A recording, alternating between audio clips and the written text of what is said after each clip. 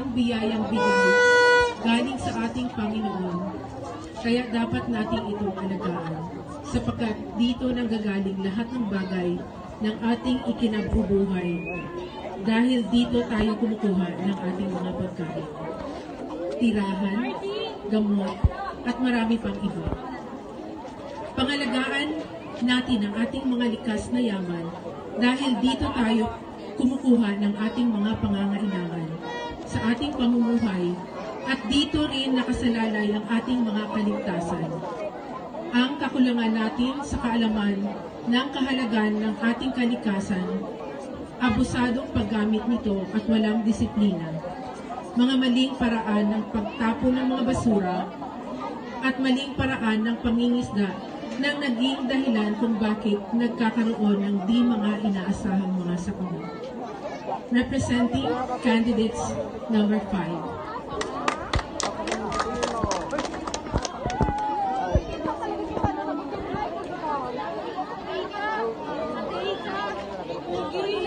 Ay, Diyos ko, Lord, bata ba yun?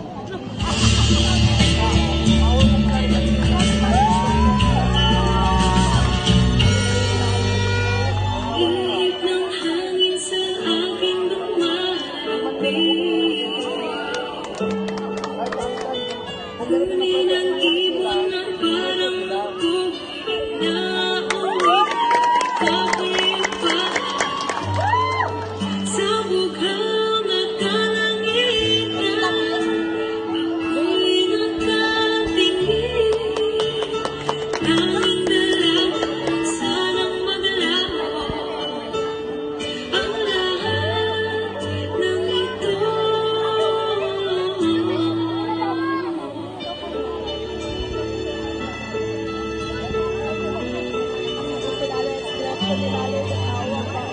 Okay sa pagpasdan, punong manggahan,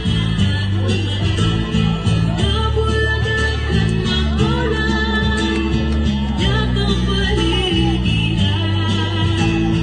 Aking pagpasdan, taglay nitong pagkandaan.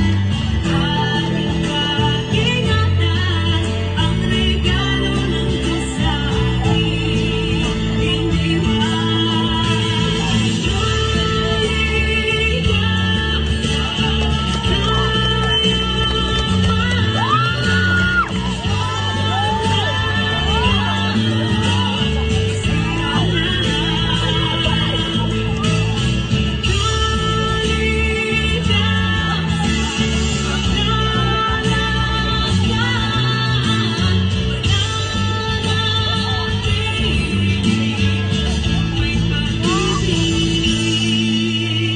okay, bigat sa dibdib, ako'y nagpabayag.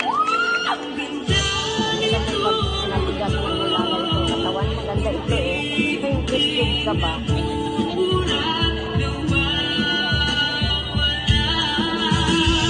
Aking pagpasdan, taglay nitong pagkandaan. Aking pag-ingatan, ang regalo ng Diyos sa akin. Hindi